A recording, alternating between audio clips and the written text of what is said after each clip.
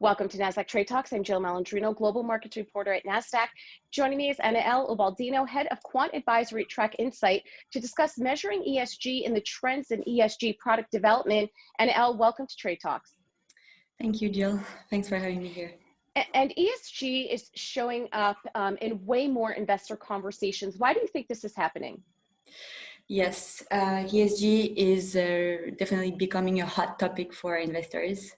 So we have led a survey of institutional investors earlier this year. So we asked investors around the world what kind of ETF they would like to see more, and ESG was the most mentioned. It surpassed thematic, risk-based, actively managed ETFs. We had over 80% of our respondents that said that they're planning to increase their exposure to ESG ETFs in the coming years. So definitely ESG is showing up. And there are many reasons actually behind this demand. And I believe the main three reasons are avoiding long-term risk, supporting societal good, and the constraints of regulatory requirements. So we are all aware that our ecosystem is affected by our business activities. And so the companies that do not account for ESG, they will find themselves at risk of losing business over time or following a scandal. There's also a regulatory risk with fines hurting revenue. In terms of societal good, I think that more and more investors are looking to align their investments with their values. You know, as individuals, a lot of us are doing efforts, all sorts of efforts, such as recycling our trash, limiting our energy consumption, sometimes even going as far as boycotting products from companies that are not respecting basic human rights, and so on. And I believe institutions are also more and more incentivized to support those societal good as well. So, yeah. How does a company like TrackInsight measure ESG? Because there's often not a consensus about what ESG is. Yes, you're right. In our survey, it was actually clear that there are some challenges around ESG metrics. It's a big question. A majority of our respondents, they flagged the lack of consistency between providers and the lack of transparency in methodologies as major challenges that were holding them back from investing into these ESG products. So at TrackInsight, we have chosen to address these challenges by using a consensus-based methodology. It was developed by our partner Quant, who is a Swiss-based company that is specialized in sustainable investments. And so they have developed a methodology that is gathering multiple ESG sources. It can include rating agencies as well as asset managers, explicit and also implicit evaluations. And so by using this methodology, we are able to compute a consensus grade for each ETF based on their holdings. And we're also able to determine the consensus trend.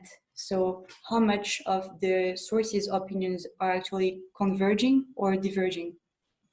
So this is one part of the ESG metrics. We're able to offer a rating based on consensus.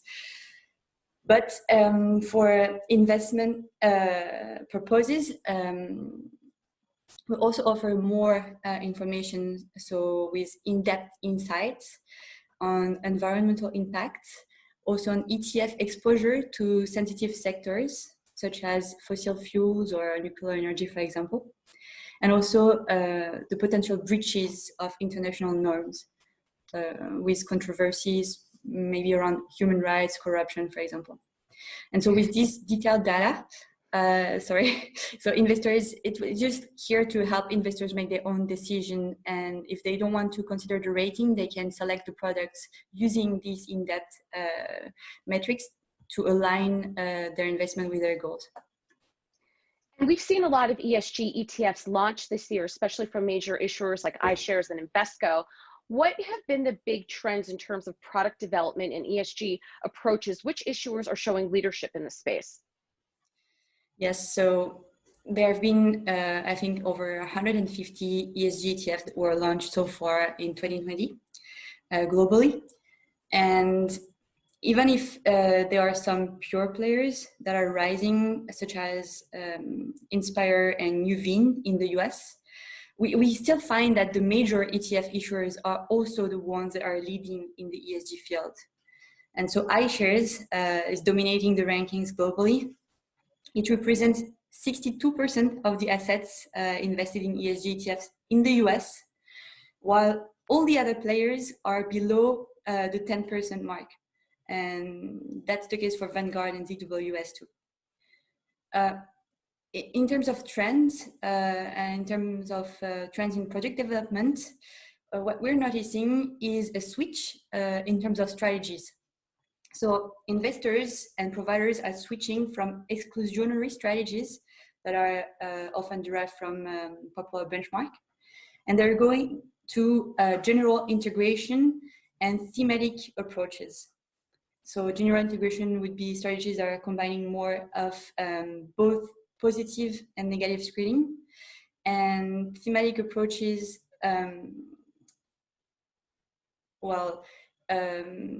they can, and a growing number actually of them are based on the United Nations Sustainable Development Goals. So we're recording that on TrackInsight, and you can find that information there. So you can see the list of ETFs that are following a specific sustainable development goals if you're interested in that. The US market is catching up to Europe in terms of ESG adoption. Are there any differences between the types of products available in different regions? And what does this mean for investors in the US? Well, the flows into ESG ETFs globally, I think, have been remarkable. And it's also true for US ETFs. The segment's growing fast. I think they registered 6 billion inflows over the third quarter. And so that means that the US listed ETF that are ESG have more than doubled their assets over 2020. They represent 44 billion in assets now. And I think they stand at approximately 2/3 of their European counterparts. So what this means for investors in the US, I think, is that they'll probably have more and more products to choose from, which is both an opportunity and a risk, because they have to understand the specifics of each ESG strategy. And this is where we hope to help. And Anaelle, how is TrackInsight working with Nasdaq to improve transparency into ESG ETFs? Well, TrackInsight provides a daily ETF data feed, which is called Global View, and it's provided to North American investors exclusively via Nasdaq. It's a file, a huge file that contains full data and analytics over a universe of over 6,000 ETFs. And recently, it includes also the full set of ESG analytics. And this includes the consensus-based ratings I was talking about earlier, and also the look-through on the ESG exposure to the sensitive controversies. All right, Anaelle, thanks for joining us on Trade Talks, and thanks for joining me. I'm Jill Malandrino, Global Markets Reporter at Nasdaq. Thank you, Jill.